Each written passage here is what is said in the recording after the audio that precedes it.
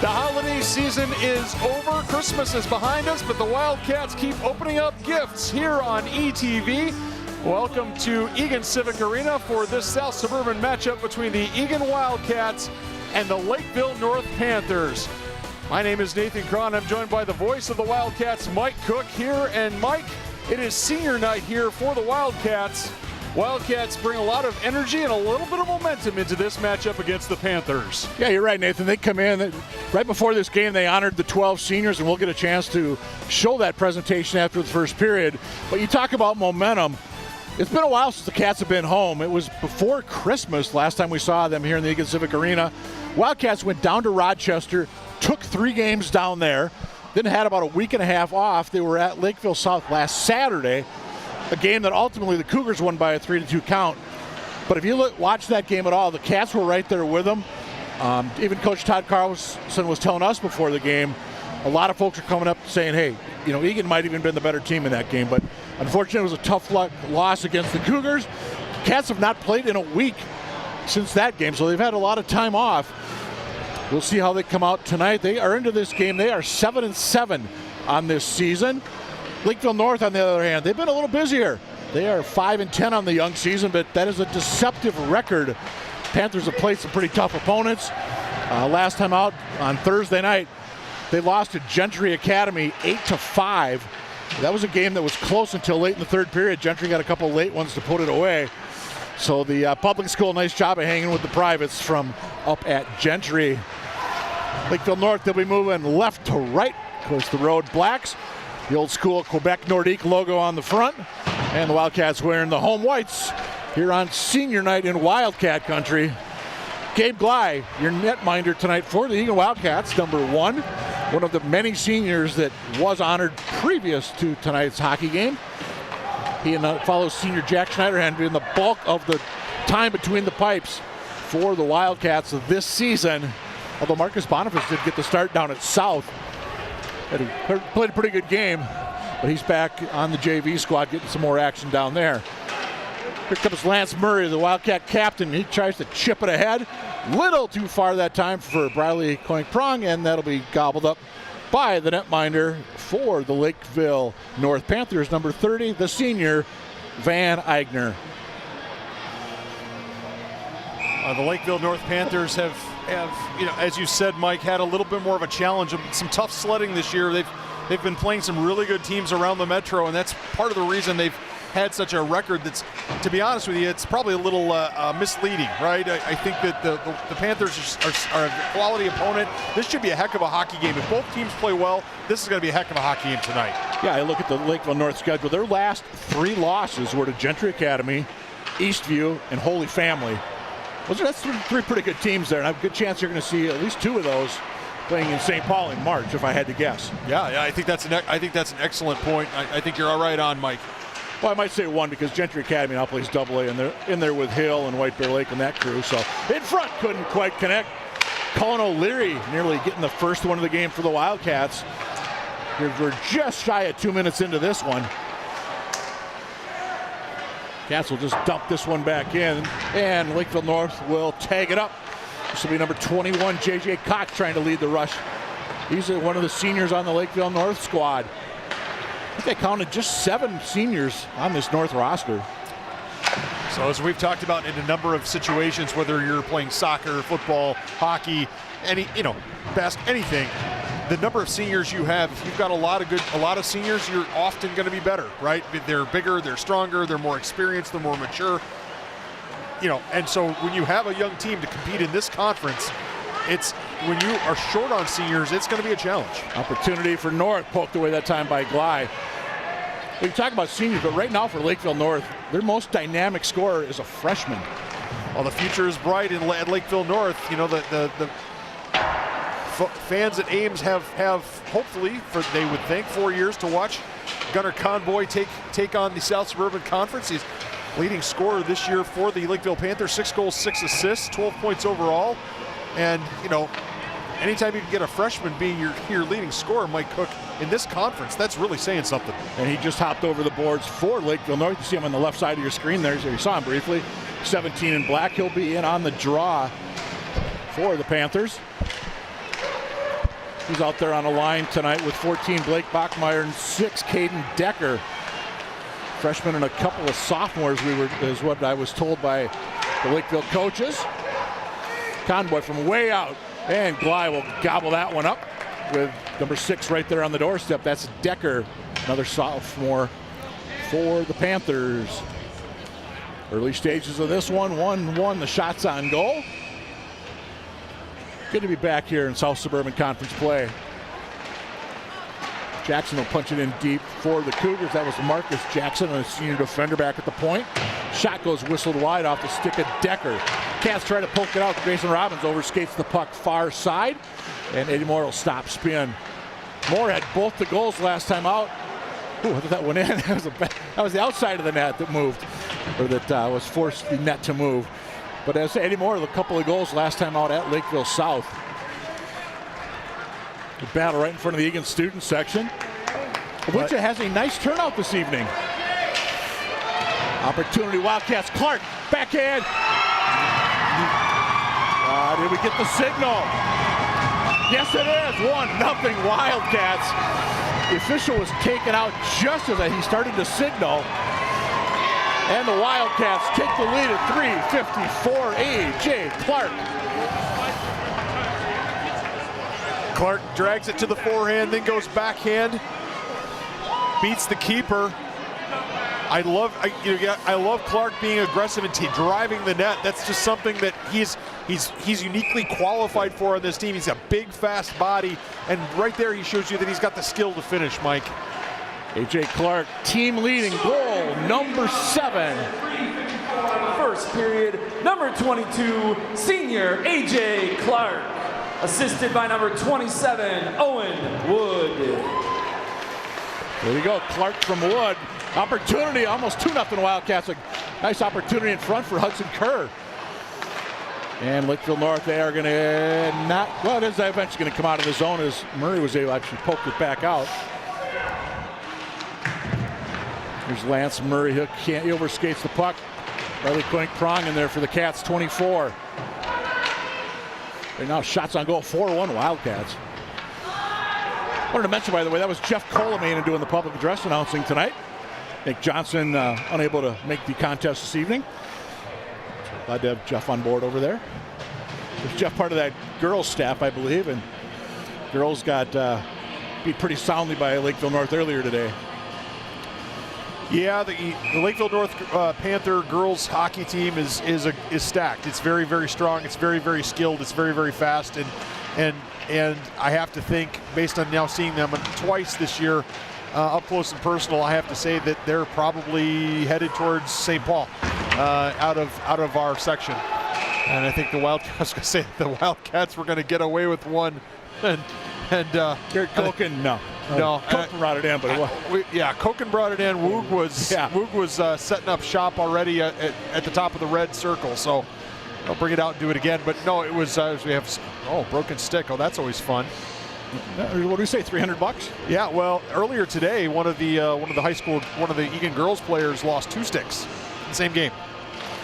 Wow. Yes. Fortunately, I think we may have warranties in play there, but nonetheless, unfortunate. So yeah, the girls did struggle today with Lakeville North, and that was to be expected. Lakeville North is so good, and the Wildcat girls really are so young. When you've got more 8th graders on your JV and varsity than you do seniors and juniors, that's a problem. That was on the outside of the cage. Lakeville North looking to get that equalizer.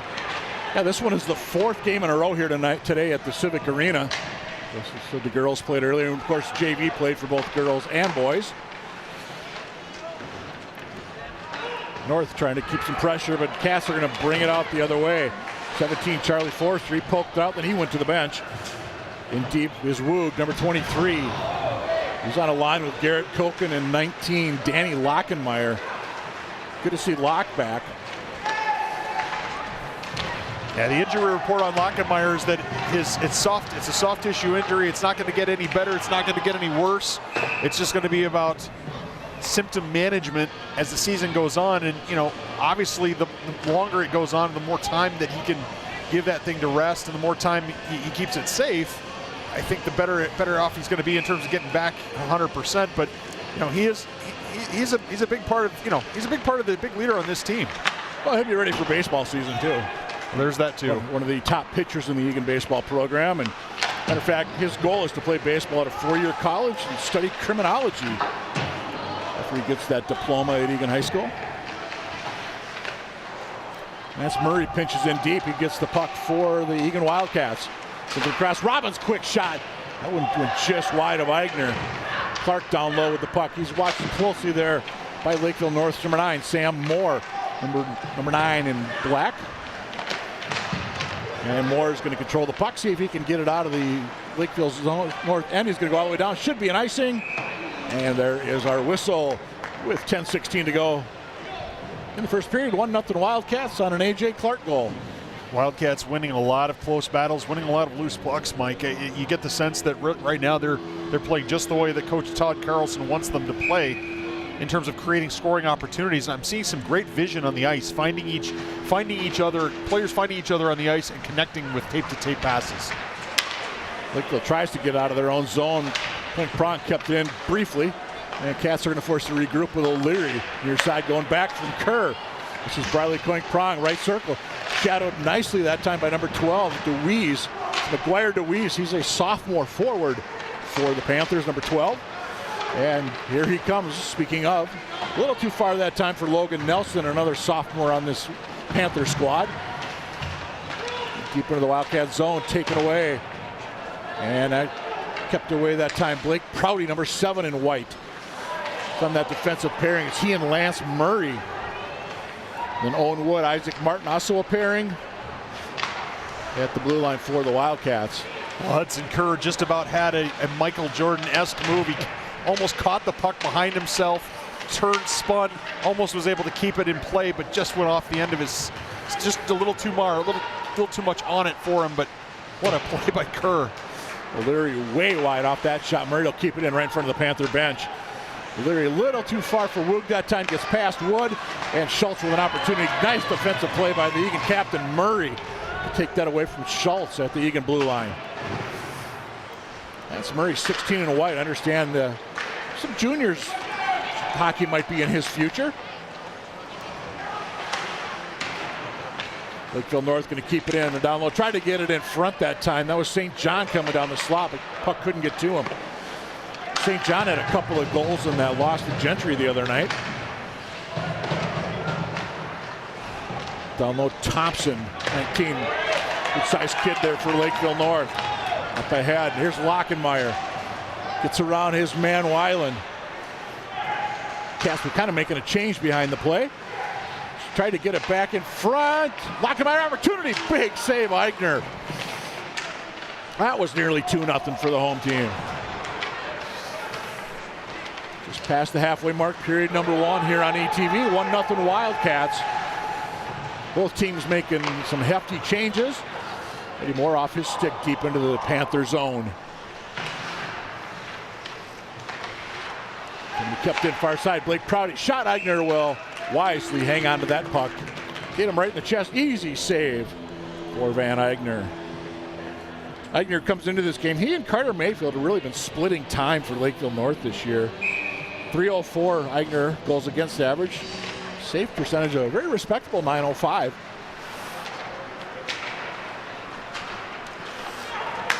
Here's Decker, sends it across. North had a 3-on-1. Nice job by Prouty to get in the way, although the pass was just a hair behind the North forward coming down the slot. Well, for your Eagan fan, you hope that's not a trend, because Lakeville North did that properly. They set up a 3-on-1 and they passed the puck. So often a player shoots that puck and it's an easy save. A.J. Clark comes north. Can they get something going? Control at that time was Nelson. Lyle stop it behind the net. Isaac Martin picks it up, number 12 in white. There's Grayson Robbins, backhands it across, or tried to. Couldn't quite get it all the way over. Is intercepted by a North player. Hudson Kerr takes a man down. No arm in the air. We play on. I was just thinking, Nathan, we haven't had a penalty yet in this hockey game. Well, you may have just jinxed us, given us the commentator's curse, but the level of physical play Mike is picking up out there. I won't be surprised if we end up with some sort of call here in maybe the next couple of minutes, because there are a lot of bodies flying around out there. Back in the Eagan zone, O'Leary across up front. Oh, they tried to hit Coink Prong. Nice job defensively. That was wide. Brunello got in the way for Lakeville North. North going to make I believe, 4-player change that time. I'm sure they're waiting. The 5th man will get off here as soon as he gets a chance. 6:17 to go in the first. Back out Lance Murray. Coming off the bench. I think one of the few times Lance Murray was on the bench for the Wildcats. Lance logs a lot of ice time.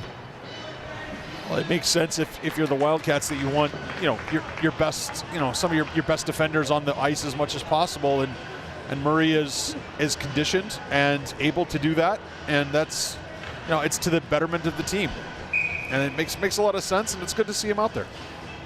And Murray, one of those defensemen, not afraid to go deep into the offensive zone either. Oh no, he's done that before. Once or twice. Yeah. That was just this period, I believe. Shots right now, 10-3 Wildcats. Lockenmeyer loses the puck. Wayland got a piece of him. North trying to ring it around. Murray helped to regroup for the Wildcats out at neutral. Backside, or near side, Lockenmeyer will dump it down in, gets a hit from Weiland. They exchange a little bit of pleasantries in front of the North fans. Out in front, opportunity, Lockenmeyer backhand. That got stopped on the way through. The North trying to get something going out of their own zone as St. John gets roughed up by Lockenmeyer. Off the glass, will it get out? No, Murray kept it in. Although here comes North, finally is able to get that one out. They change 1 player far side. Cats are going to get a fresh 3 up front. As Lakeville North trying to get something going the other way. Caden St. John coming down the right side. Nice job by Martin and White to keep St. John away from that net. Jackson up top, long shot. That was hit by Clark. He might have stung Clark just a little bit. And Eigner, actually, he'll play that one to the side. I thought he was going to cover up on that one. Fast-moving first period, as you said, Mike. Only a couple of no penalties, only maybe a couple of icing calls. Exactly. Good up and down flow. Robbins keeps it, and he's taken out hard on that far side. Blockmeyer did the honors there. Moore down low. Robbins. That was good to see Grayson back. Missed a couple of games after his bell rung.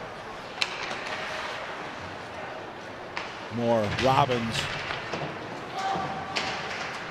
We'll go back to Moore. Try it again down below the line.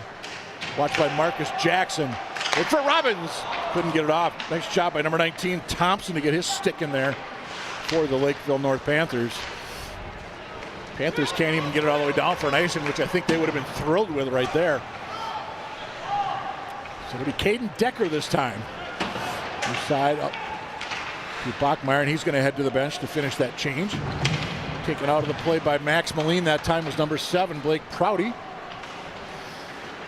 Cullen O'Leary leading things charged for the Wildcats. Number 9, the senior. Little circle. Sends it back. Lakeville North. Can they get it out of their own zone? Nice job that time. That was 24, Kronk Prong. Nice hustle on that play there by Briley. It may just be an optical illusion, but I would swear Cullen O'Leary's grown 4 inches in the last season, since last season. I don't always remember if O'Leary as being kind of moderate, medium size. It's like, no, he's as big as anybody out there on the ice. Cats regrouping at center. So just about 3 to go in this opening period here on ETV. Of course, coming up at intermission, we'll have nice save that time by Eigner. A little extra shove that time by Kerr, but yeah, we'll have the playback of the senior recognition that happened before the hockey game. A good group of seniors. Coach Carlson talking about them to us before the game, about how close they are and how they support each other, and whenever an injury occurs, they step up and give each other that support. And I think that's the sign of a locker room that loves each other. And if you love each other in the locker room, then you can play together on the ice really, really well. Yep. The other thing he spoke positively about this group, there's no quit in this group. Chips have been down at times, but you've never been a problem with effort. And here comes North. North down 1-0 with 2.5 to go in the first.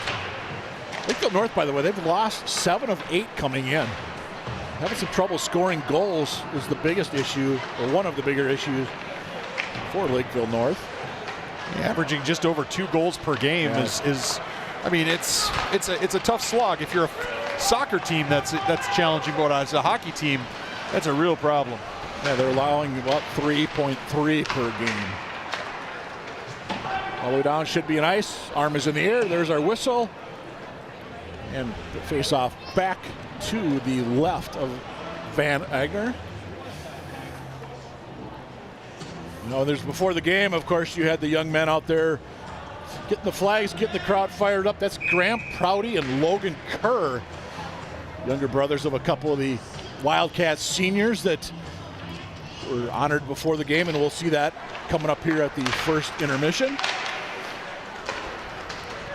Because I believe we're a little chipper free tonight. We are a little chipper free, so the senior recognition ceremony will occupy the entire intermission, and we'll bring you back here for second period action. Oh, okay. Quick shot opportunity. Clark looking for his second of the night. His goal at 3:34 was the lone tally of this period. Robbins gets around his man onto the turnover. Robbins stops, spins, looking for the trailer, intercepted that time by Lakeville North. It was St. John that tipped it out of the way, and St. John gets the puck back. Sends it across, backhand. Blake steers that one aside. I think that might have been Schultz, 16, with a great opportunity for North. Schultz, who had a couple as well in that game against Gentry a couple of nights ago. And Cats will be forced to regroup and maybe kind of breathe a little bit after that little 1 minute remaining in the first period. 1 minute. Tried to get it ahead to Prong. gets into the zone, gets it across the curve, back shot, O'Leary, little fluttering shot, and Eagan read that knuckleball well. Oh my goodness, O'Leary just could not make solid contact. It was a great tic-tac play. You see the fans behind the glass saying, oh my goodness, was that pretty. O'Leary's got to be thinking, oh man, I wish I had just made a little bit better contact with that. But I tell you right now, Mike, this is as good as the Wildcats have played this season that you and I have seen. Absolutely. Absolutely. The best period of hockey they've played all season here on ETV. Kerr in low for the Wildcats. Up in front, running backhand. Eagan right there gets the right pad. Eagan's made a couple of big saves. This could easily be a 3-0 game right now in favor of the Wildcats. Can Lakeville North get it out of their own end with 30 to go in the frame? No. Tried to get it to Kerr. Boy, Lakeville North, they are really just, I don't want to say standing around, but they are not moving very well in their own zone. Yeah, I think at the first intermission, the adjustment's going to be, guys, we've got to move our feet more. There's just way too much standing around looking at the puck. Cats going to get one here in the final 10 seconds. No, they cannot. It will be nice if it gets there. It won't. Cats are going to go to the locker room up by a 1-0 count. And this is not a misspoke. Shots. Eagan 17. Lakeville North 4. Well, it was really one. If this was a soccer game, we'd call it one-way traffic, Mike. That's not to say that the Panthers didn't have a couple of opportunities to make something happen, but the Wildcats rallied really quickly on defense to keep most of the shots out of Gly's kitchen. And really the Wildcats playing, as I said, that's their best period of hockey that you and I have seen here on ETV yet this season. Can they do it for a second period? Now against Lakeville South, they had a great first period, struggled a little more in the second period. And so can they continue this, and can they be consistent? I think that's the question, Mike. Well, as we said before the hockey game, the Eagan seniors were honored, and their parents and everything, and all dozen seniors, and of course some of the student managers as well. So as we start intermission, let's take a look at that honoring of the seniors that happened before tonight's hockey game.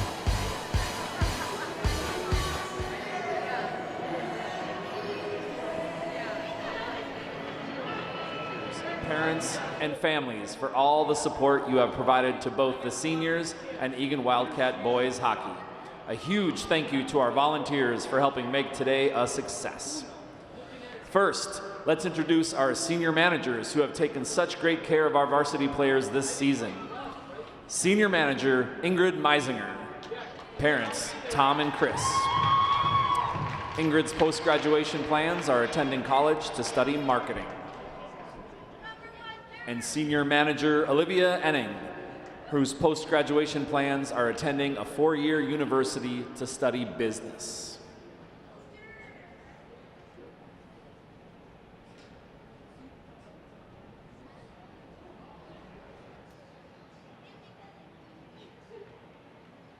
Thank you, ladies, for all the help you've provided to the coaches and Booster Club.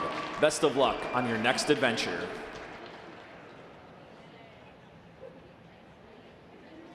And now, your Eagan Wildcat seniors.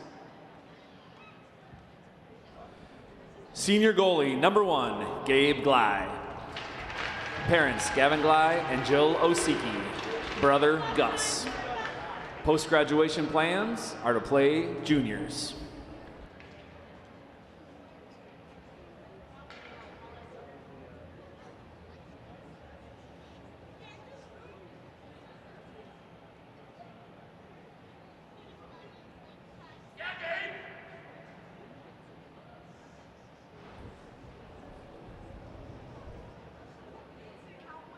Senior forward, number 9, Cullen O'Leary. Parents, Pat and Jennifer. Brother, Keegan. Cullen's post-graduation plans are attending Rockhurst University and playing lacrosse.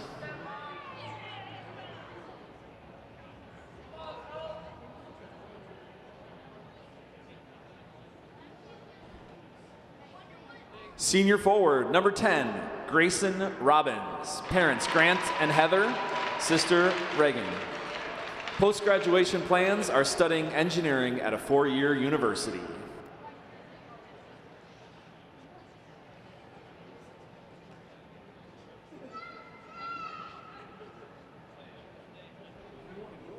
Senior forward, number 11, Hudson Kerr. Parents, John Kerr and Danielle Dubois-Wood. Sister, Haley, brothers, Logan and Cullen. Hudson's post-graduation plans are either Mankato State or continue playing hockey.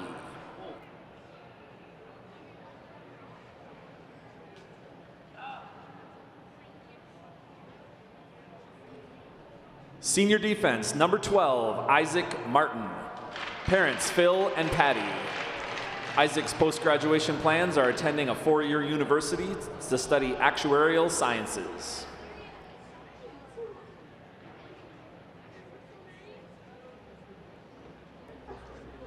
Senior forward, number 18, Peyton Jensen. Parents, Matt and Kenna. Sister, Riley. Peyton's post-graduation plans are taking a gap year to enter the workforce and then going back to school to learn a trade.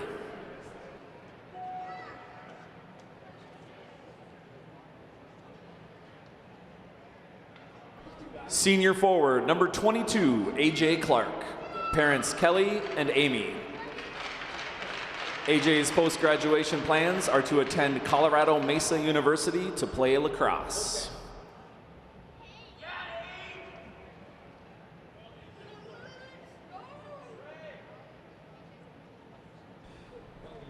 Senior forward, number 24, Briley Coink-Prong.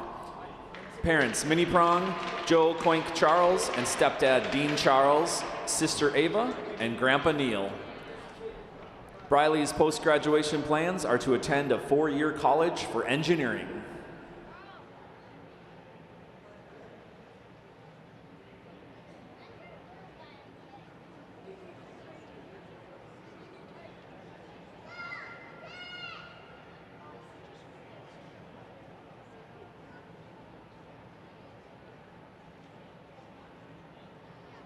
Senior goalie, number 35, Jack Schneiderhan. Parents, Todd and Christina. Jack's post-graduation plans are attending the University of Minnesota to study elementary education.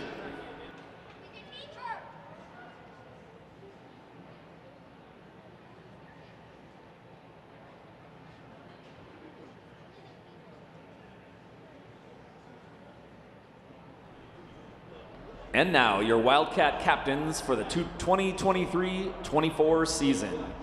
Senior forward and assistant captain, number 19, Danny Lachenmeyer. Parents, Andy and Tracy. Sister, Abby. Danny's post-graduation plans are to play baseball at a four-year college and study criminology.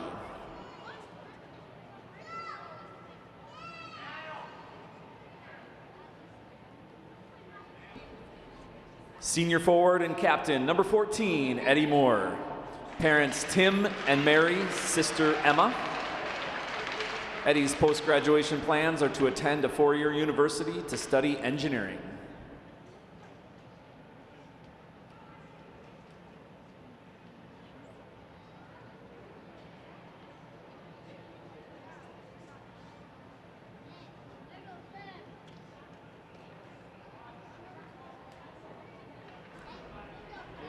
And senior defense and captain, number 16, Lance Murray.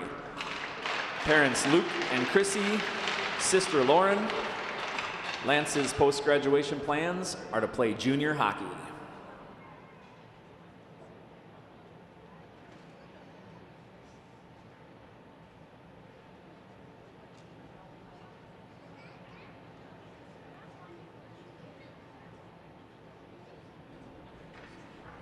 Let's have a round of applause for all of our seniors. We wish all of our seniors the very best in the future. Congratulations to the class of 2024.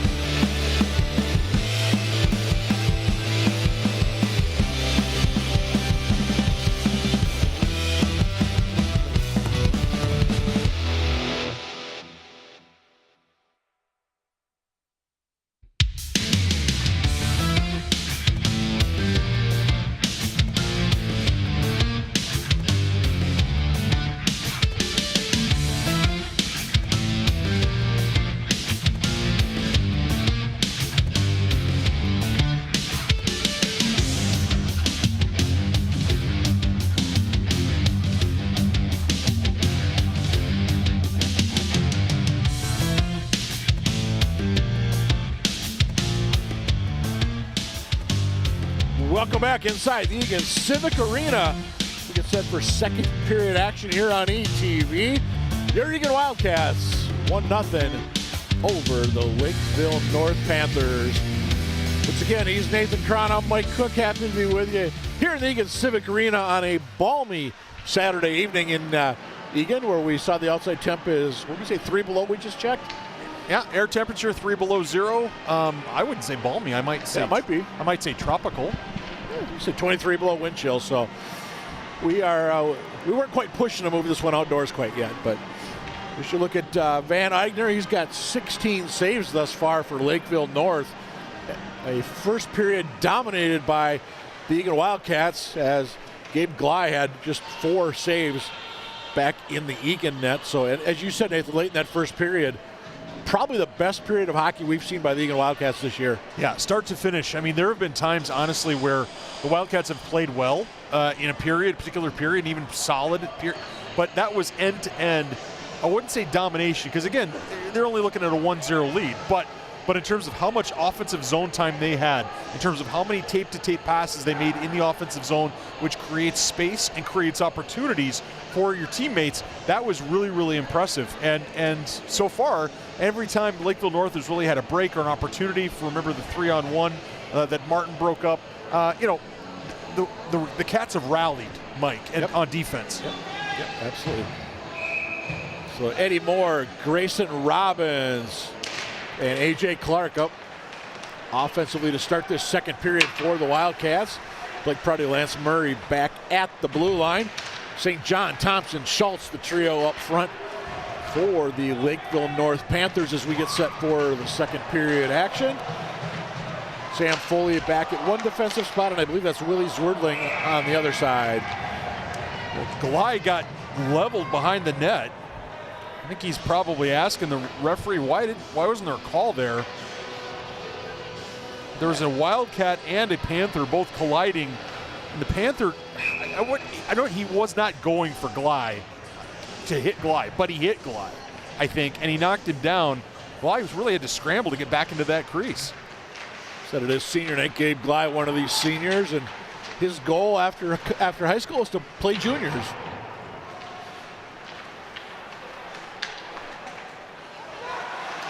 North able to keep that one at just outside the blue line. St. John in deep for the Panthers. Curious what Coach Jake Taylor might have said to the Panthers after that first period. That was, as you said, you didn't use the word dominate, but I will. They say that was a dominating period by the Wildcats.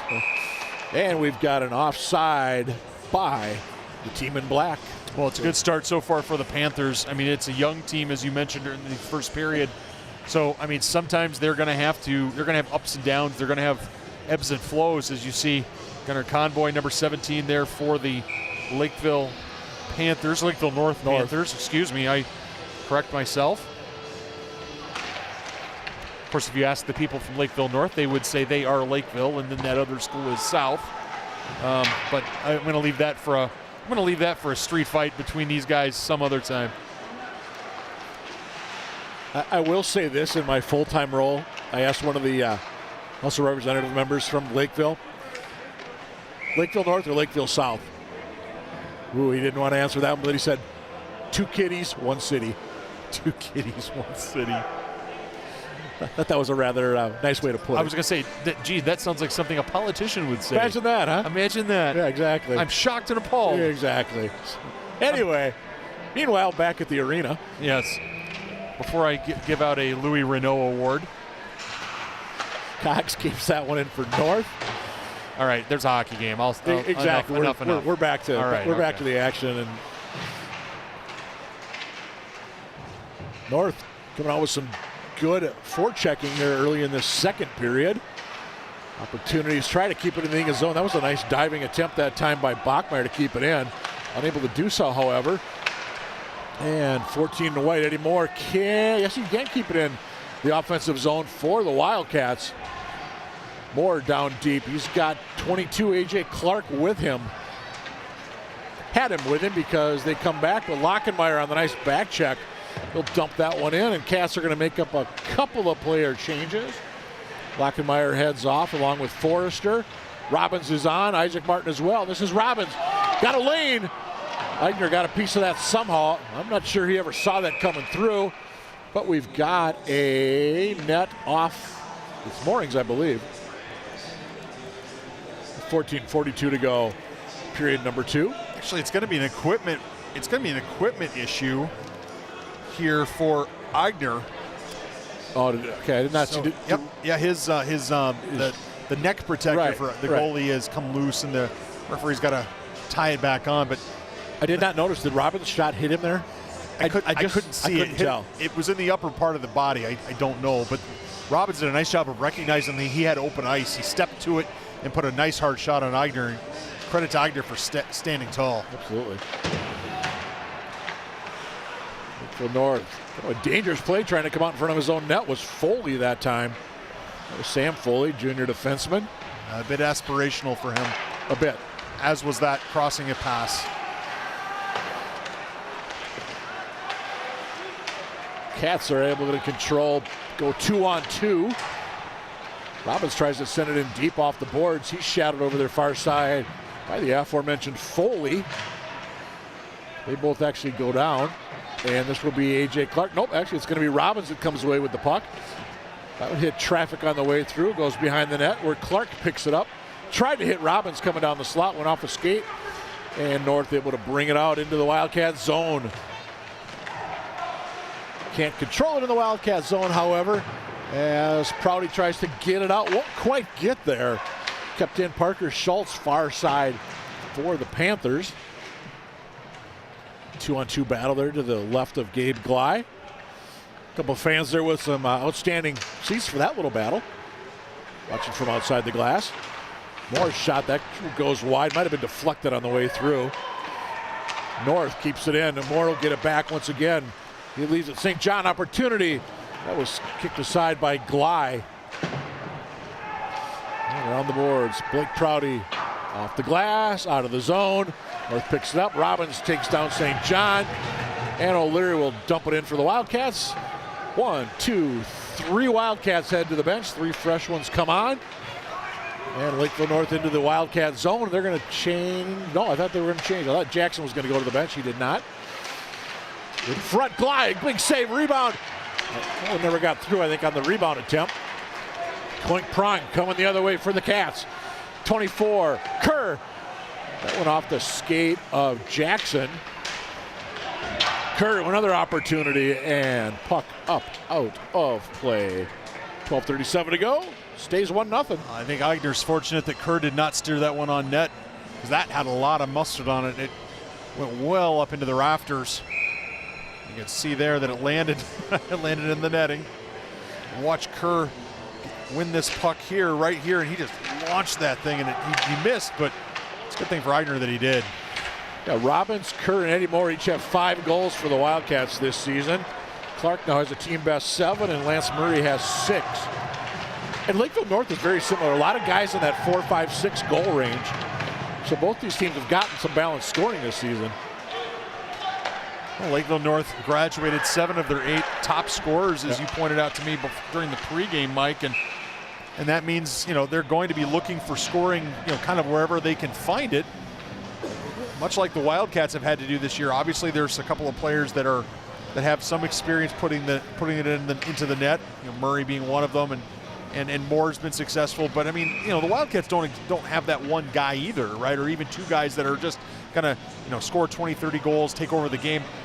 You know, Panthers are used to having those players, and they don't have that quite this year. And Tyler Arneson, they lost earlier in the year. He was probably their top returning scorer. As we said, a youthful Lakeville North squad.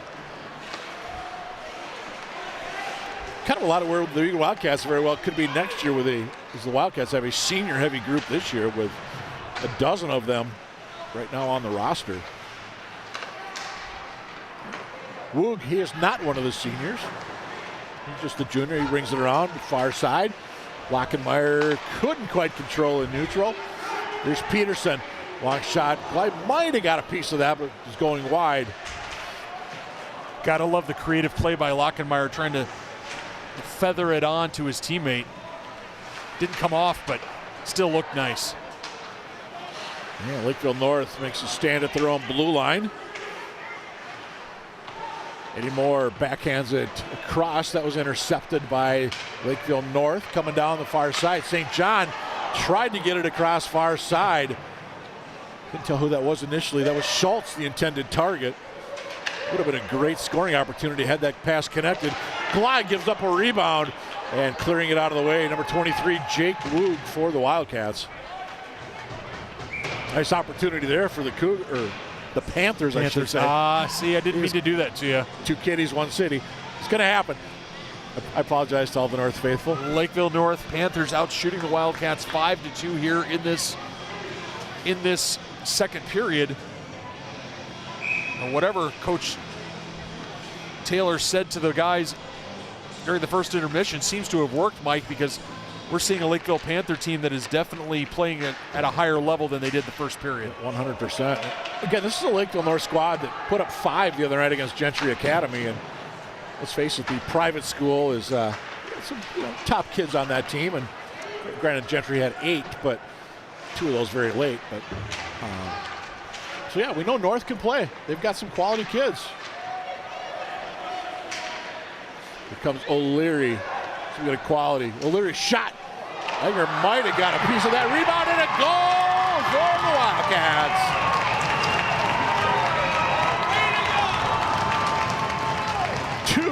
2-0 Eagan, 6:46. Time of that one. Well, it's going to be O'Leary, but is it off the primary, the first shot? It's a rebound, and it trickles in. It is. It's off the pipe and then hits Eagan and then goes back into the net.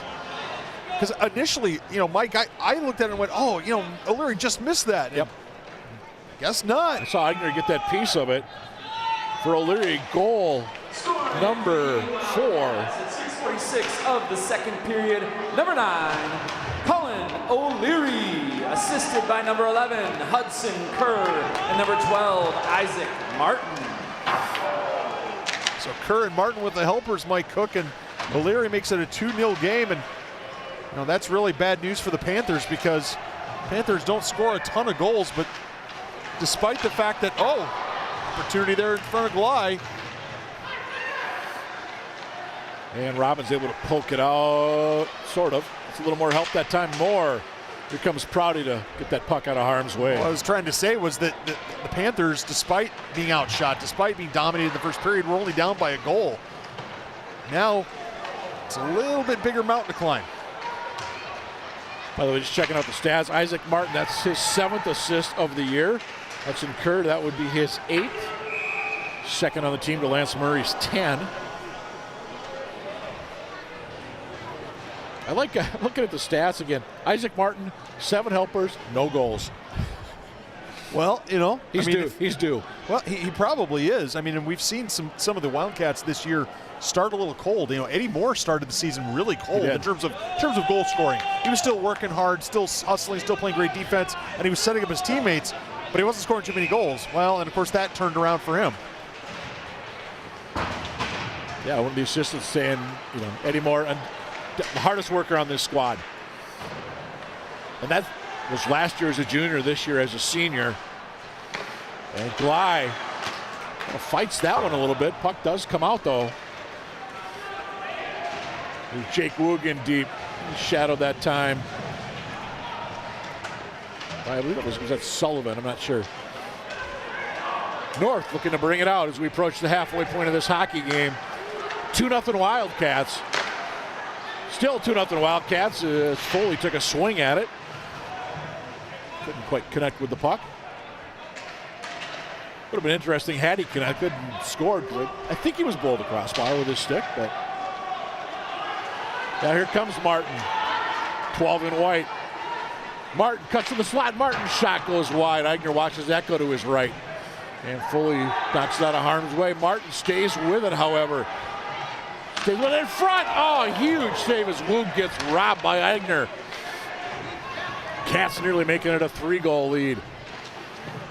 Great play all around. Eagan did a great job. Martin did a great job. Woog did a great job. It's just unlucky that time for Woog that Eagan was equal to the task. Owen Wood from way out. That was stopped by Foley on the way down. And it trickles. Puck is loose. How did that not go in as Eagan had to reach back? Should be an ice on the Panthers, and indeed it is with 7:42 to go. Hey, quick opportunity. Let's mention our crew here tonight, because these guys and gals, they put in a long day. They have. We said this is the fourth game of the day here at the arena. It's the fourth game of the day here at the arena. Second varsity game. Absolutely. It's executive producer Josh Sibley. Director is Polish Joe Chupik. Tim Shinyan is on graphics. Dalton Gruber on replay and engineering. Camera work. Kiana Zastapil. Jared Greenberg, and Ken Trainer. Thanks so much to our award-winning ETV crew. You guys make us look and sound so good. Big asset here for the city of Eagan, and we're happy to be part of it. Cats trying to get this puck out of their zone as St. John controls for the Lakeville North Panthers. They send it down there. Schultz trying to center it across. St. John was coming across looking for the tip, and Glide will wisely hang on to the puck. I noticed the other day, or I should say this past week really, on the Eagan Boys Hockey Facebook page, they've had the seniors up and they've been saying little things about them. And if I remember correctly, they said that Glide is the best dancer on this team. The best dancer on this team? Yeah. I'll definitely get our crack research team onto that right away to make sure that that's the case. And if so, I don't know, Glide might be holding out on us a little bit. Yeah, Eagan Boys Hockey on Facebook. We'll try to get some confirmation on that from, I don't know, somebody. Yeah, that's the crack team we have here at ETV. There's Murray in deep. He's watched by St. John. Well, I think, is it just me or is St. John getting double shifted out there for Lakeville North? Because he seems to be out there an awful lot. We sure are calling his name a lot, no question about that, or I should say you are.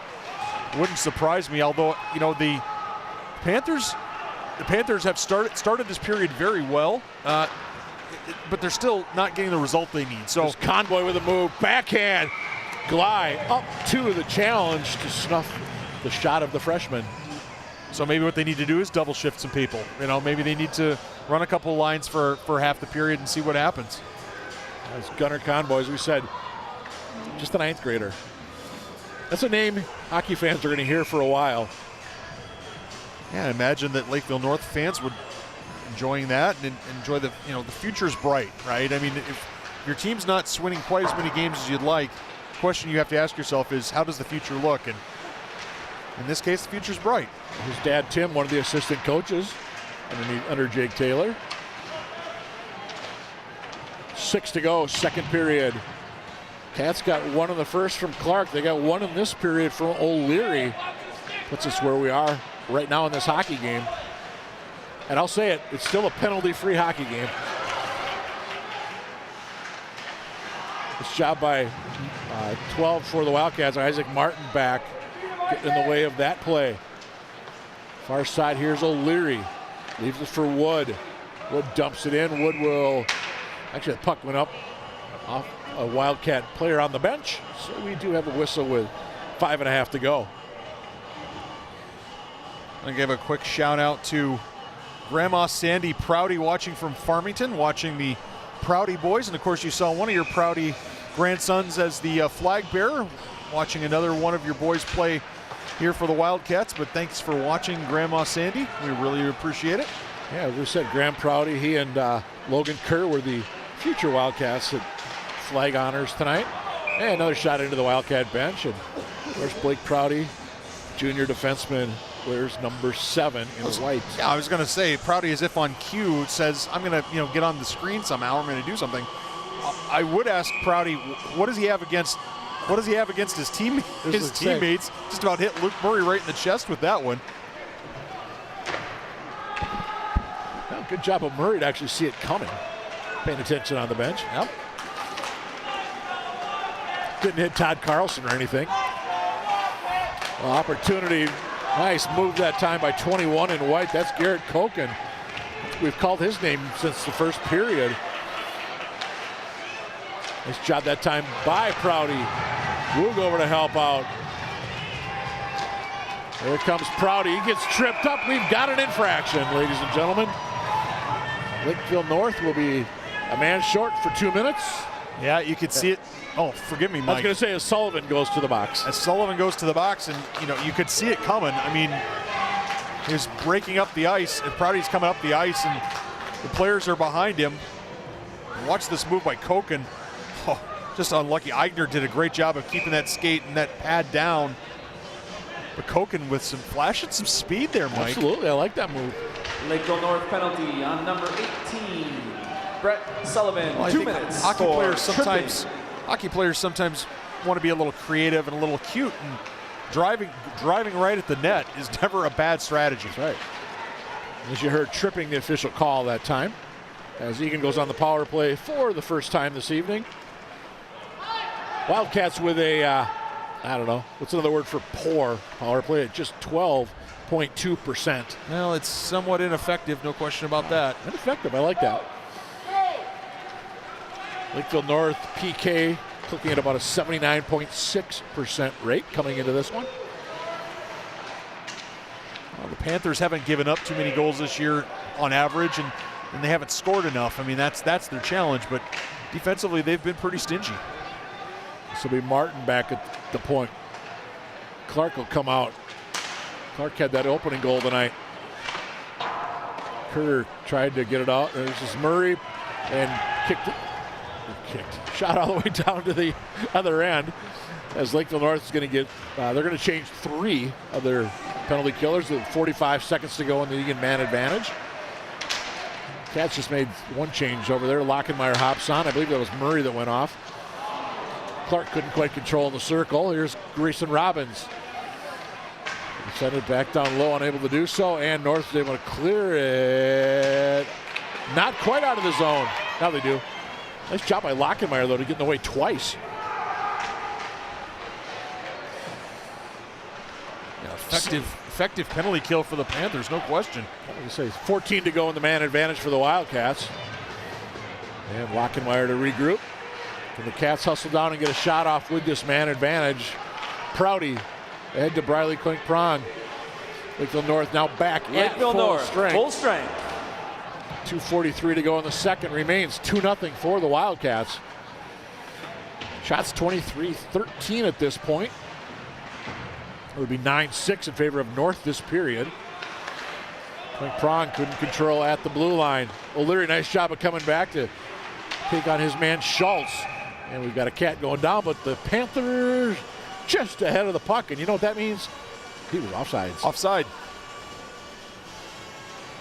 Hey, just a reminder, Eagan Wildcats, they're home on next Tuesday.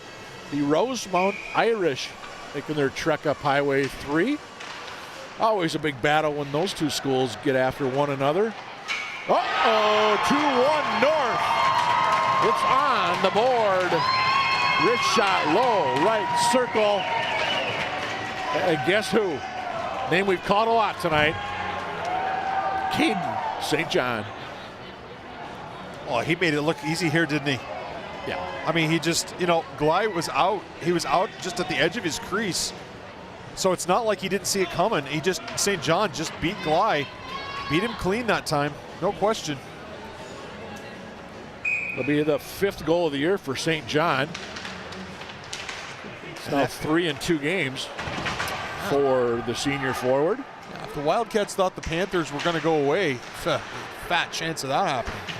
Scoring for Lakeville North at 14:40 of the second period. Number 3, Caden St. John, assisted by number 19, Drew Thompson.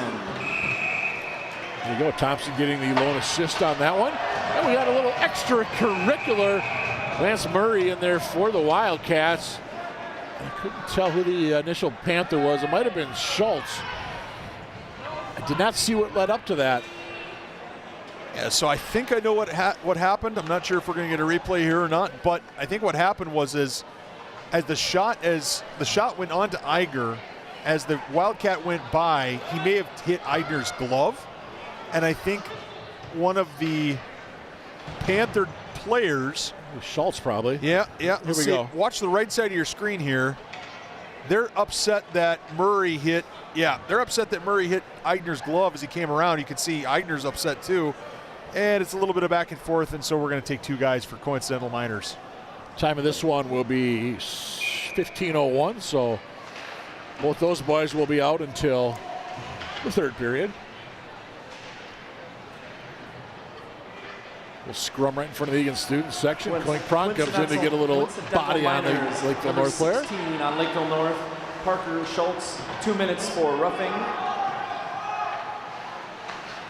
And number 16, Lance Murray, 2 minutes for slashing. So we got roughing and slashing nonetheless, offsetting minors. Well, lucky that it was for Murray that it was offsetting. He was going to go for a slash, and then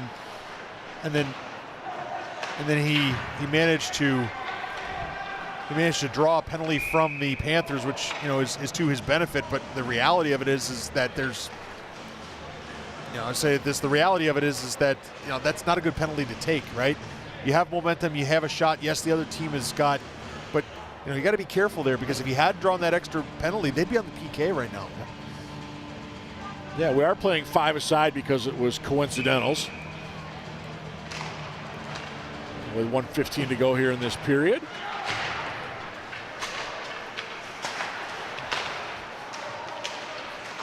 Turnover in the zone. Wood was in 1 against 2. Wood lost the puck. Here's Moore, sends it across.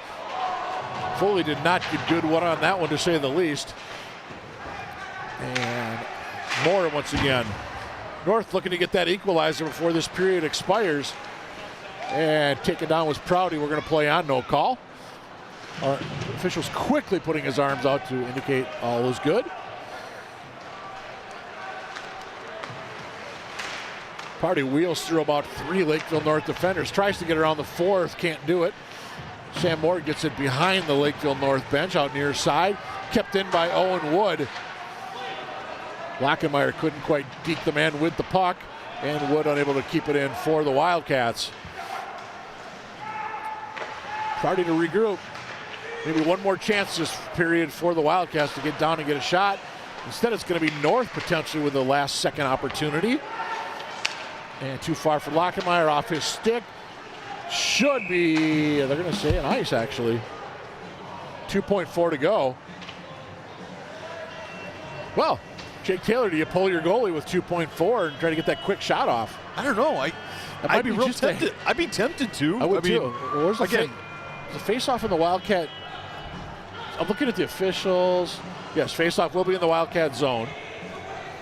One official was out just outside the blue line. But yeah, Eigner's not going anywhere, so he's not moving at all. So, but it's an intriguing possibility, because with 2.4 seconds left, it's not much of an opportunity to get all the way down to the other end of the ice. Right. And Wildcats will control the draw. 34 minutes gone by. Nathan Crown, we've got ourselves a heck of a hockey game going into that 3rd period. Well, we knew if both teams played well, we'd have a heck of a hockey team. The Wildcats really dominated the 1st period. They got a second one here in the 2nd frame, and then the Panthers answered to make it 2-1. It's exciting and all to play for here in the 3rd period, Mike Cook. Well, that 3rd period will be coming up after this break. You're watching Eagan Wildcat Hockey on Eagan TV.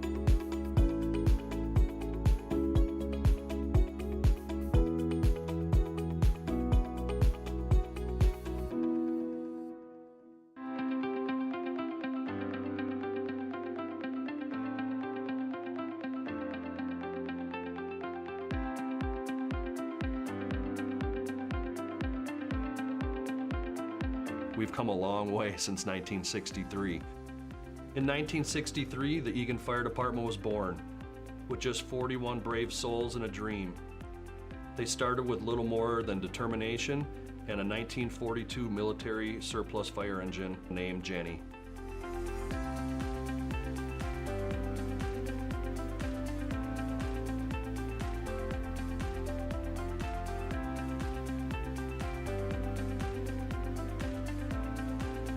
We've grown from a small volunteer department to a part-time paid department, one of the biggest in the state, to a combination department of full-time and part-time. And now we're all career, all full-time, here to respond from the stations 24 hours a day, every day of the year.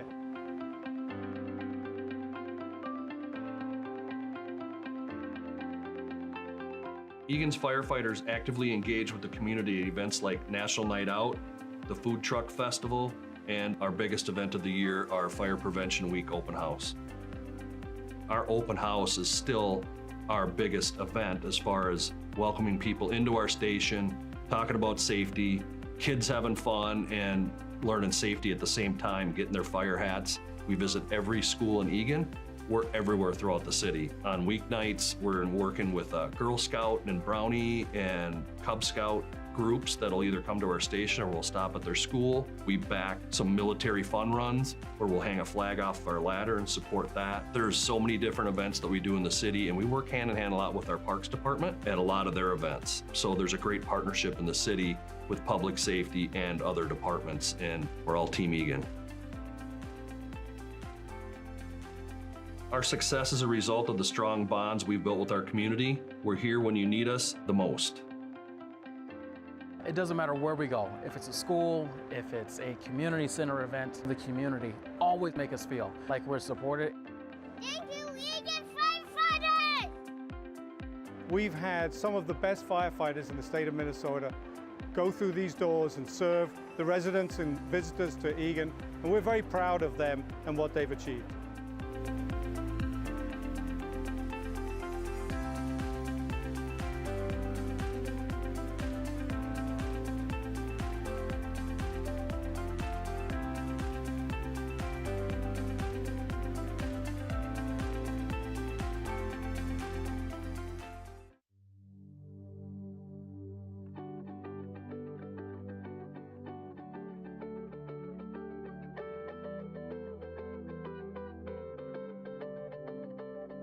The Eagan Art House, a facility that really for many years has been operated out of a 1,200 square foot house.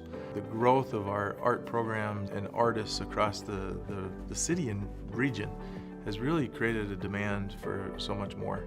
And while we've tried to use some of our other satellite facilities to help meet that demand, really the time is now to create a specialized art facility that will help meet that demand. We've been here for over 25 years, operating as a center for art education. We see thousands of people every single year, all ages, taking classes, learning new things, making new friends, finding their creative voice, gaining confidence. So it's a really important part of our community. We merged with the city Park and Recreation Department. Before that time, the Eagan Art House was a nonprofit organization. I started about 20 years ago. In those days, it was the Dakota Center for the Arts. It was a nonprofit organization that rented the art house from the city for $1 a year. In the main house where it used to be living room, bedrooms, originally it was all kinds of classes, painting classes, kids camps, different media. And then the garage where we're sitting, the garage has been the pottery studio. Since that time, we started off with 4 wheels. Now we have 8+ wheels, which is how much we can fit in the space. It is a rambler house. There's only so much room in this space. We use every square inch in this building, behind the doors, above the cabinets, on the floor, underneath tables. We use every square inch we have.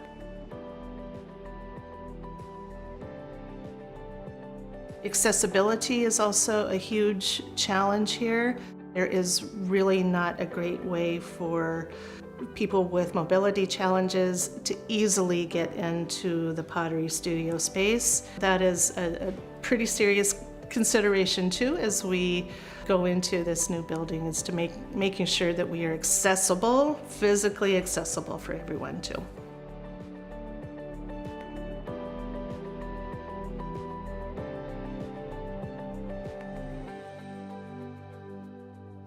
The art house, even though it's a specialized kind of facility, there's still something creative that can touch just about everybody. We just aren't meeting the demand that's out there right now. There's not a lot of those facilities out there to provide these programs, and so we have waiting lists for just about every opportunity that is provided in the art house. It all comes down to the community, right? And people meeting up with friends and doing things that keeps them active and thriving.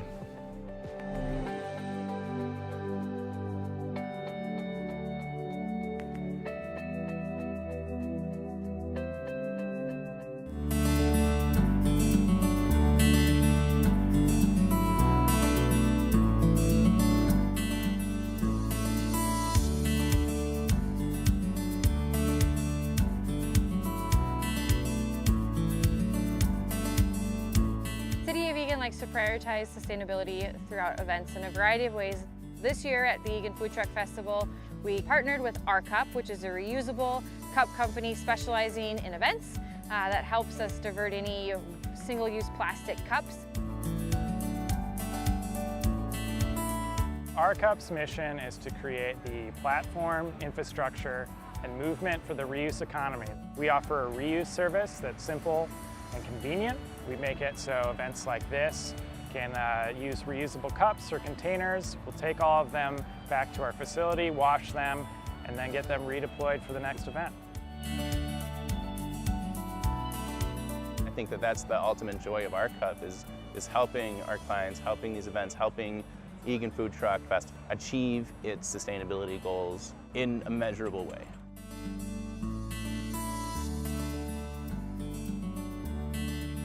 We are one of the first events in Dakota County that has used Our Cup at a large event. They're here on site at events to help reduce as much single-use plastic as we can, and we couldn't be more thrilled that they're here to help us this year at the Eagan Food Truck Festival.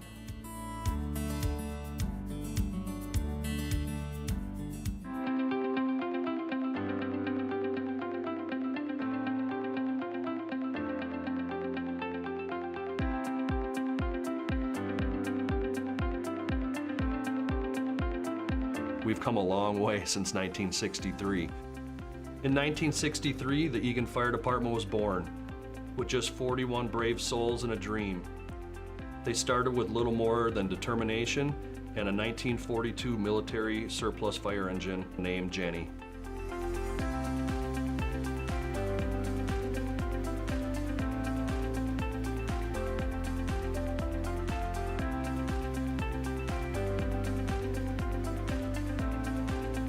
We've grown from a small volunteer department to a part-time paid department, one of the biggest in the state, to a combination department.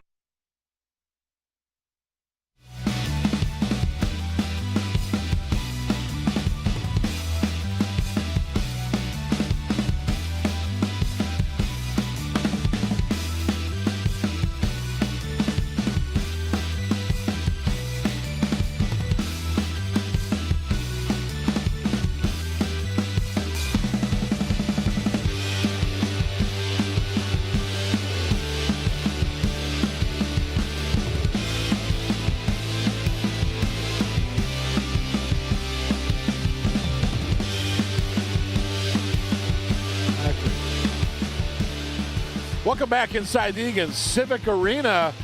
Lakeville North got that goal late in the second period. We've got ourselves a 2-1 hockey game. Should be an exciting third period as Nathan Cron, joined by, I'm Mike Cookies, Nathan Cron. How long we've been doing this, getting our names out there, but yeah, Nathan, a good first period for the Wildcats. North probably got the better of the play in the second, and Do we have just 17 more minutes of hockey, or are we gonna maybe get a little free hockey later? Well, it was certainly a topic of discussion during the intermission. We've had some great highlights, as you see Clark opening the scoring with a great power move, beating Eagan, really kind of out on a limb there, by himself, but Gabe Glei has been equal to the task for the most part tonight. And as you see there, the Wildcat defense really rallying. And then O'Leary tallies a second there for the Wildcats, off the post and in off the back of Eagan. Some nice setup work there. Unfortunate that for the Wildcats it didn't cash in, and St. John, for the Panthers, beats Glei over his shoulder, and that brings us to a 2-1 score. Shots 24-14 in favor of the Wildcats, but credit to the Lakeville Panthers. They really upped their game in that second period. Boy, it really makes for an interesting twist here for the third period, doesn't it? Yeah, shots in that second period were 10-7 in favor of North. And here comes Robbins for the Wildcats. We get underway third period here in South Suburban Conference play. Centered in front, A.J. Clark. Opportunity did not connect. You know, in that second period, Lakeville North really came out, dare we say, on fire, so to speak, and really took it to the Cats early, but will they do it again here in the third as we play 5-on-5 hockey? Forgotten we had Lance Murray and Schultz for Lakeville North. Had to serve the last couple of seconds of offsetting minors to start the period. Face off to the right of netminder Gabe Glei for the Eagan Wildcats. And Nathan, you and I, between periods, we did double check, and yes, his teammates did say they think Gabe is the best answer. Yeah, again, it's a rather interesting distinction. Yes. What I wonder is whether maybe perhaps on senior night, maybe we will see an example of that. I don't know. We'll have to find out. We found some other stuff too, looking on that Facebook page from the Eagan Boys Hockey Booster Club. That, yeah, interesting stats on some of the young men. As we're a minute into the third period, Wildcats looking to win for the fifth time in 6 games. Again, they beat Apple Valley Burnsville just before Christmas. Took 3 down in Rochester, and then got beaten a tough one at Lakeville South a week ago. Panthers have lost 7 of 8 coming into this one. Their lone win in that span was a win over to the Apple Valley Burnsville team. I don't know if we're going to call it a co-op, whatever you want to call it. St. John at center along with Wood. Wood gets the better of that one into the Eagan zone. Lakeville North is going to switch up a couple of players. As Eagan controls the puck, across. Somehow Barley Prong could not get that one home on the feed from Kerr. Here's Sullivan. And gobbled up by Glei. Wasn't sure. I thought Blake Prouty might have got a piece of that initially. Yeah, it was hard to tell from where we were sitting, but it was indicative of the play that the Wildcats had in the first period, Mike. There was a lot of good passing, a lot of good moving the puck from side to side, making Eagan really have to work. And more of that, please, if you're a Wildcat fan. If you're a Panther fan, you say, hey, you got to keep playing the way we did in the second period. Yep, absolutely. Shots 28-14 in favor of the Wildcats right now. First 4 in the couple minutes of this period have all been by the home team. Sullivan in deep for Lakeville North. He's shadowed by Prouty into that corner. Coming out for the Eagan Wildcats. Long outlet pass from Garrett Koken. And then right back into the Wildcat zone. As Lakeville North, they're going to change up, looks like 3 players. Cats keep the same 5 out. Opportunity, Koken tries to get into the zone. He's out there with Woog and Lockenmeyer right now. A couple of juniors, with Lockenmeyer being the senior in that group. And here comes Martin near side. Aggressive forecheck by the Panthers turns into a turnover. Aggressive play, Blake Bachmeyer creating all kinds of havoc in deep for Lakeville North right now. 14 in black. And that puck squirts back out to center. Koken is off. Eddie Moore comes on for the Wildcats. And it looks like Martin is replaced by Murray on the ice for Coach Todd Carlson's squad. Jackson tried to get an opportunity to Decker in front. Decker looking for the redirect, but he couldn't get it. And here comes North once again. Conboy. He and Prouty battle into the Wildcat zone to that right circle. Stepping up that play is Brunello from the defensive spot, keeping that one. And here's Conboy. Cuts to the front. Couldn't quite control the puck, however. Moore might have got a piece of that as Conboy was moving in front. Another opportunity. That goes high over the Wildcat cage. Cats desperately needing a clear right now. Panthers keeping on the pressure. Prouty around to Robbins and all the way out. Should be an icing on the Wildcats. And there is our whistle. 13:06 to go.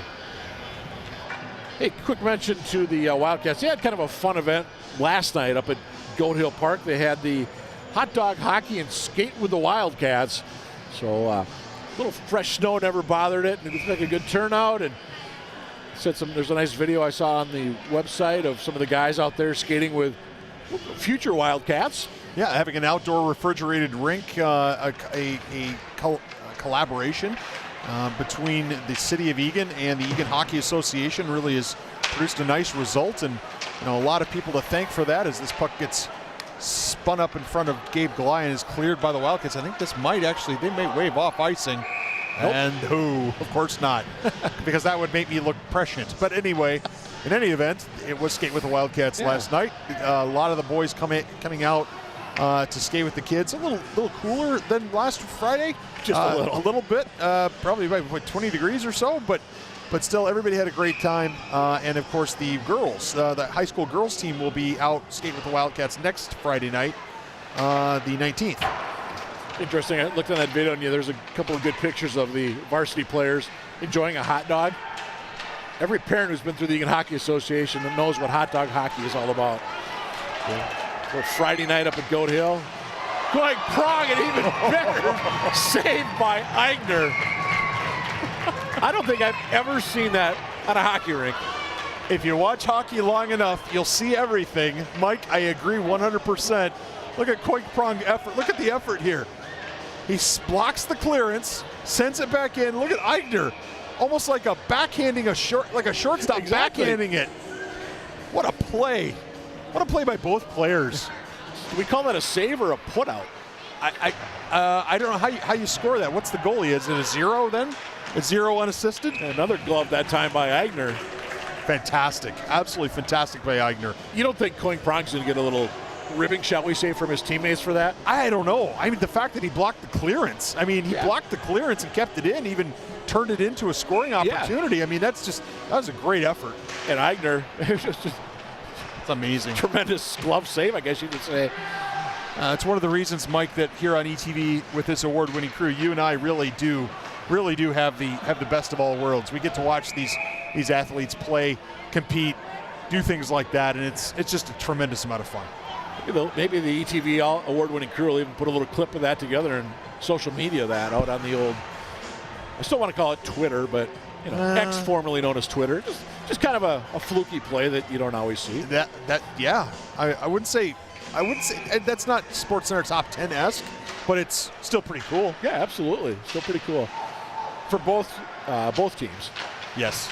All right, 12 minutes to go, dare we say, in regulation.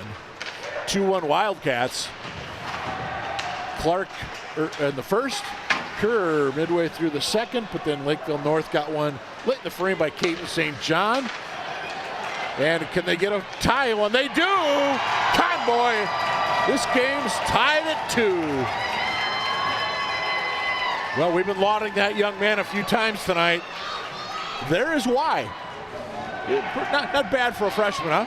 Not bad for a freshman, not bad for anybody. Exactly. But Wildcat defense got caught napping. I'm not sure if it was 12 or 27 or somebody needed to make sure that they were deeper than Conboy, and Conboy got behind him, and Glai was at Conboy's mercy. Glai did a good job of forcing Conboy into a tough shot.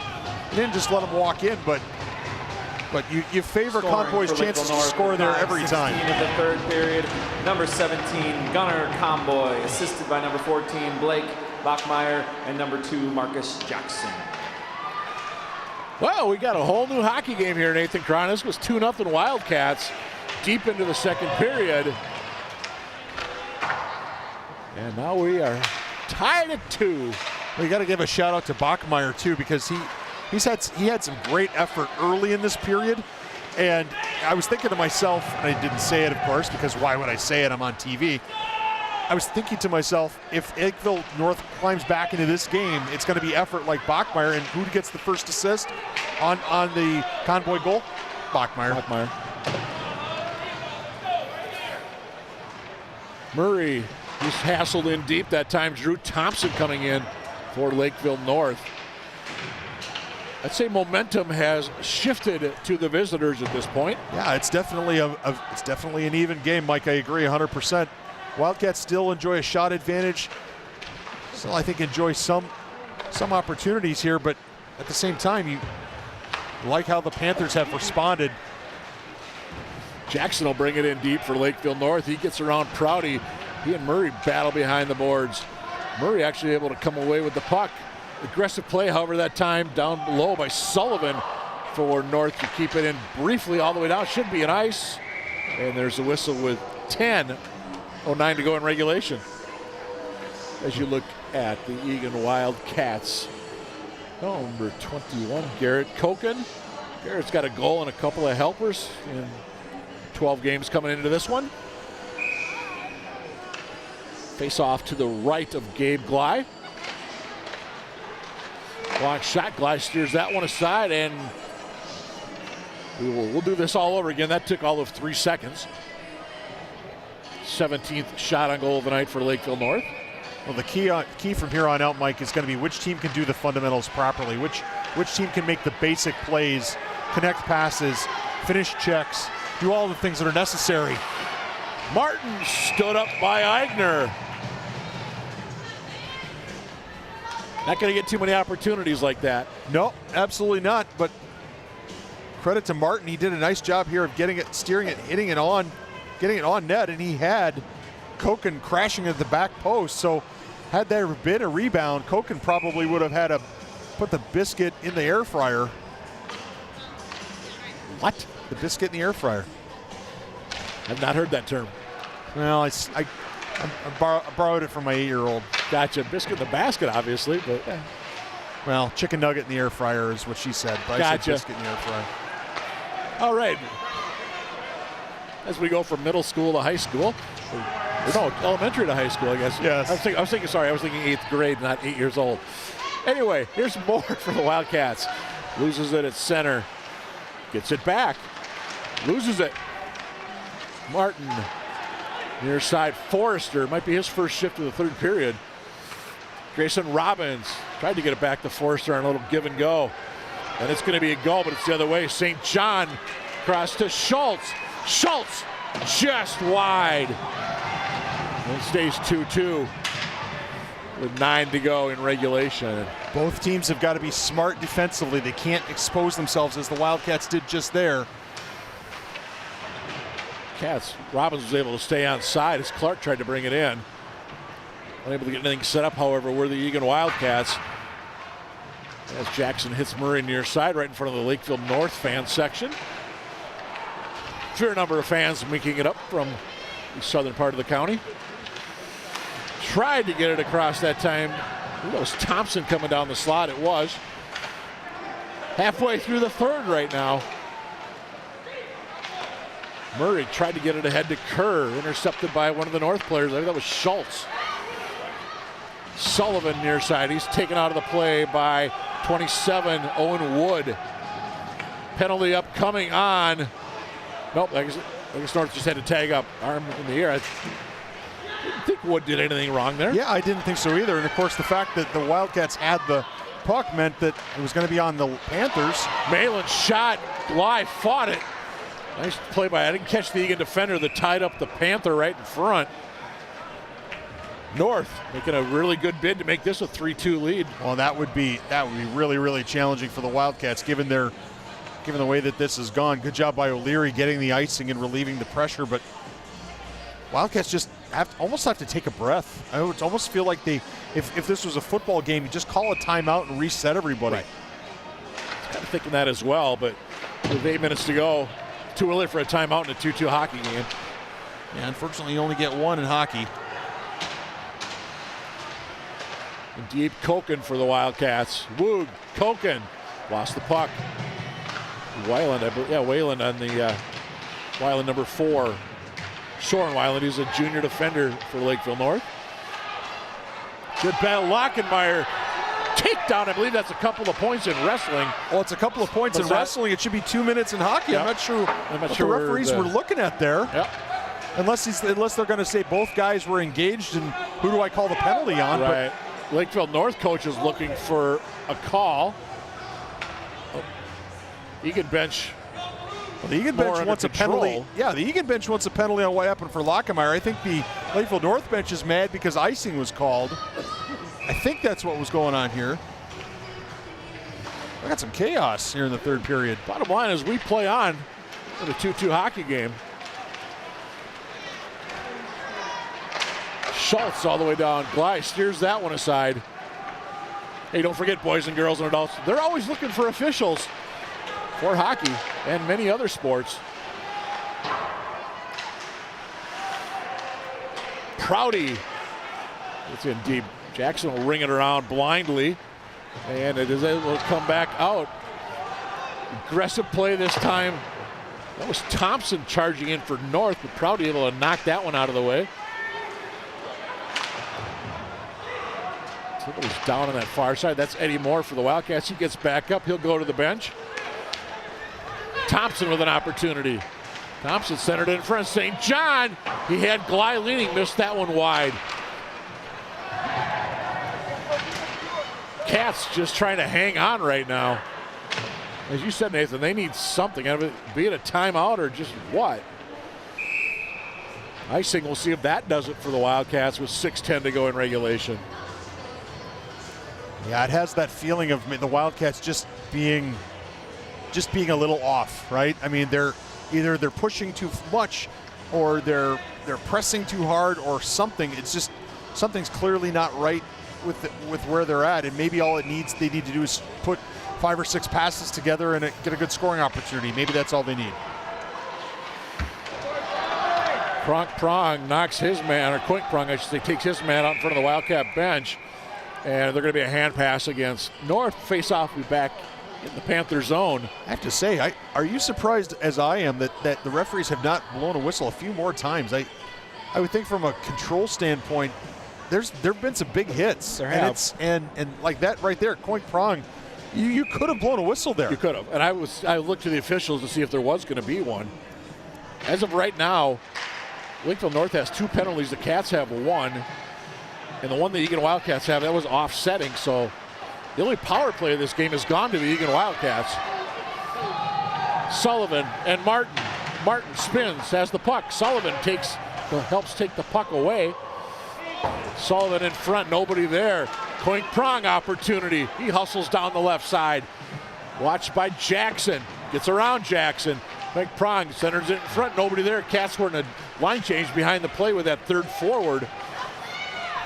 And Martin will just come 200 feet down. He'll get the puck again, and here we go. All the way out, a little too far. More for Lakeville North intercepted. He and Koken have a little extracurricular on the far side. Check that was Quink Prong. 24, not 21. Murray. 5 to go in regulation. Intensity has picked up here, Nathan Cron. The entertainment value is high, no question about that. Back across, a pretty passing.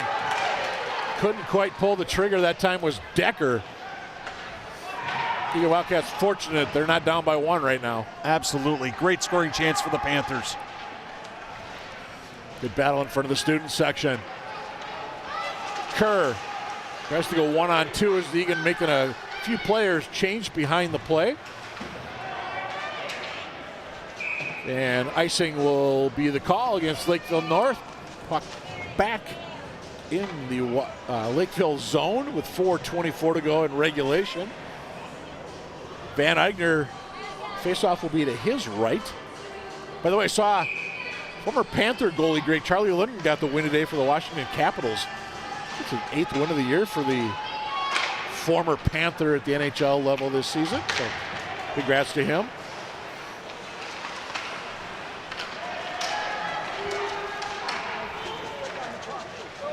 North in deep, tried to center in front. Owen Wood was there for the Wildcats.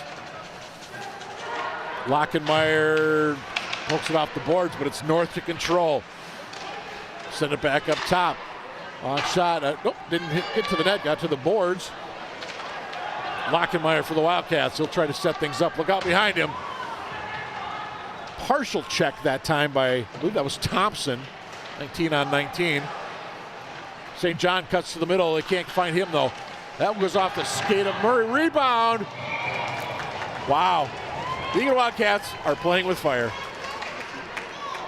Well, they're not making, and again, it's easy from up here. We're not on the ice, but it seems like they're shooting themselves on the foot, right? It seems like they're not doing a good job of making basic fundamental plays, being confident with the puck, finding guys, making hard passes out of the zone, getting clearances. It's just not happening for them right now. By the way, shots this period now 7 for North, 9 for the Wildcats. Looking behind him was Eigner, and I love the reaction from A.J. Clark. Just looks up to the ceiling like, how did that not go in? It didn't quite come off for Clark, but what a great play by Clark. Took the ring around clearance off the glass and then beat 2 defenders. Clark might feel bad that he didn't score, but no one's going to criticize him for the result. I mean, what an effort. Nice effort by Prouty. That's 2 efforts, keeping the puck in a couple of times. He can try to get it to Robbins, who gets the puck. He'll try to leave it for more. He's shadowed down there by Malin. The opportunity, 3-2 Wildcats. And that's the beauty of Eddie Moore. He sets up behind the net, he works hard, and he sets up his teammate who comes barreling through the slot. What a play by Robbins. Watch Moore behind the net battling. He and Clark are going to dig back there. Moore sets him up, and Robbins leaves no doubt. Oh my goodness gracious, what a play that was. Grayson Robbins, goal number 7 on the year. Scoring for Eagan at 13:52 of the third period. Number 10, Grayson Robbins, assisted by number 14, Eddie Moore.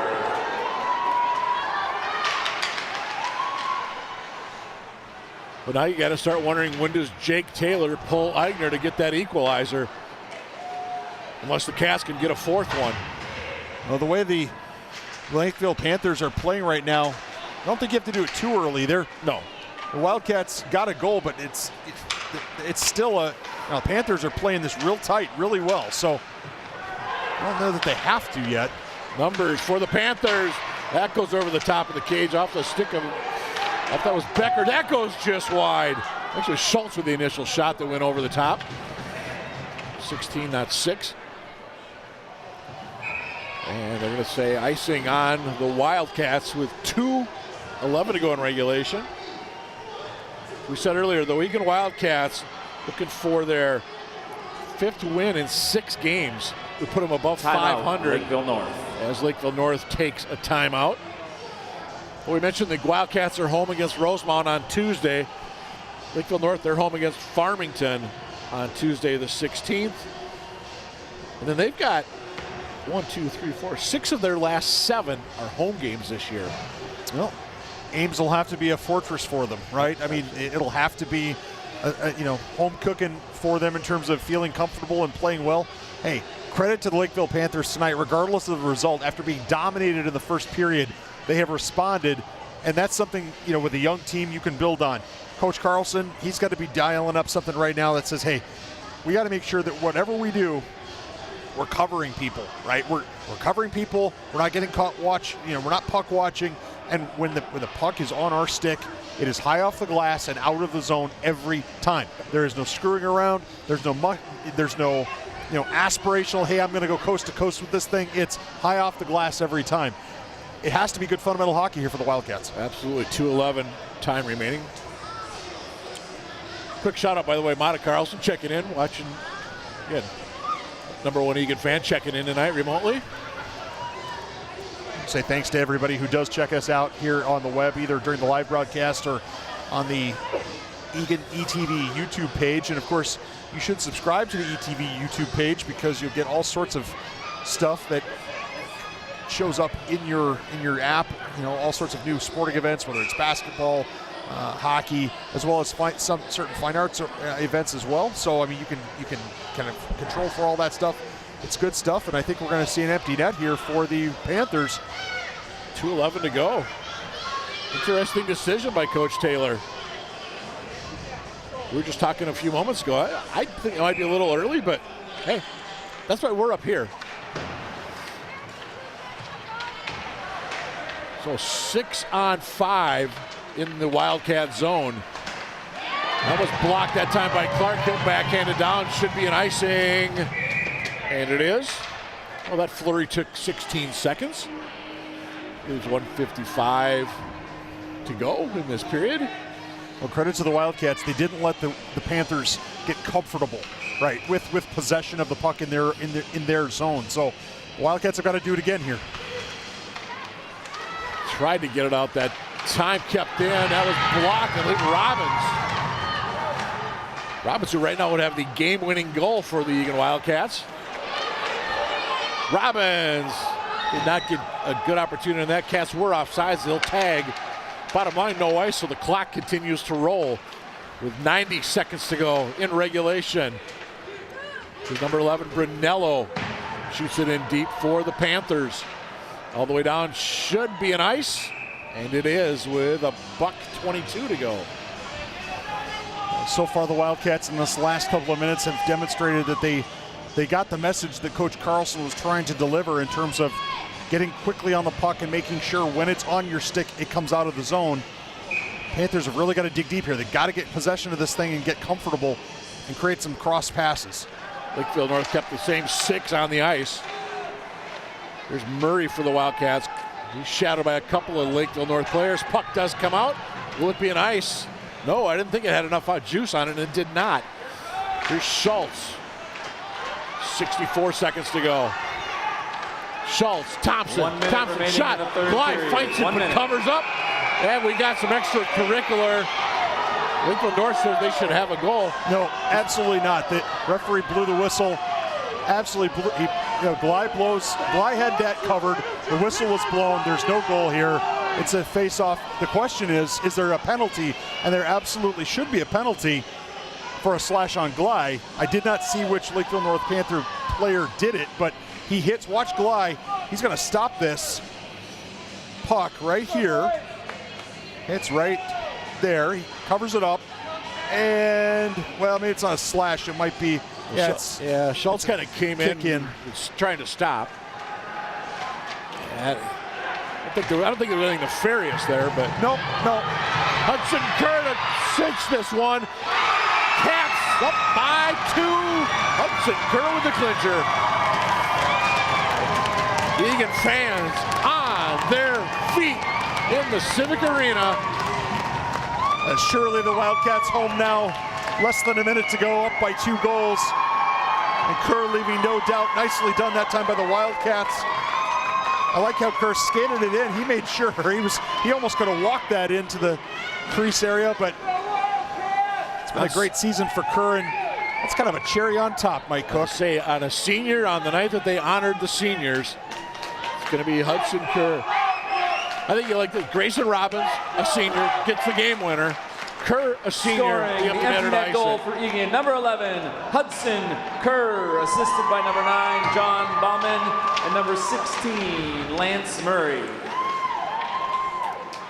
Well, it lived up to everything that we had hoped it would be, Mike Cook.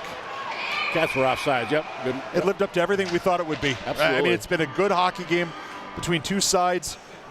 We've had some good physical play. Fortunately, we haven't anybody get hurt, which is always a good one. Goalie's playing well. Yep. Big night for the Wildcat seniors. A.J. Clark, Colin O'Leary. We said Robbins, Kerr, they all get goals. Glide going to have 20 saves to pick up the win. All those young men are seniors. Well, it's real momentum after a good effort against the Lakeville South Cougars to come back here to the litter box and beat the Panthers by a 4-2 score. And now 2 big section and intra-district games against the Irish and the Lightning, respectively. Good momentum for these Wildcats, Mike Cook. 5 out of 6. You asked me a month ago, I'm not sure this Cat team could have won 5 out of 6. This team has improved tremendously. Well, they've improved. They're playing for each other, and you see how excited they are and how they've played and stepped up and supported each other. It's, you know, we talked to Coach Carlson before this game, and I'm just going to tell you, he told us when I asked him, he said this team is going to beat somebody they're, quote, not supposed to beat. Tonight, Wildcats did a good job getting pressure early, dominating the game early. Lakeville Panthers, to their credit, climbed back in this game, but then the Wildcats really slammed the door late. Yep. Wildcats now 8-7. Lakeville North loses for the 8th time in night outings. They drop to 5-11 on the 23-24 campaign. So as the highlights continue to roll, we'll be back with you Tuesday night when it's the Rosemont Irish here at the Civic Arena, and then Saturday the 20th. So look at that play. I still don't know how he made that save. The Eastview Lightning will be here on Saturday the 20th. Always a huge game. That's going to wrap things up here from the Eagan Civic Arena. Grayson Robbins gets the game winner. The Eagan Wildcats beat the Lakeville North Panthers 4-2. So on behalf of our entire ETV crew, he's Nathan Cron, I'm Mike Cook. Thank you for being with us, and we will see you next time for Wildcat Hockey on ETV.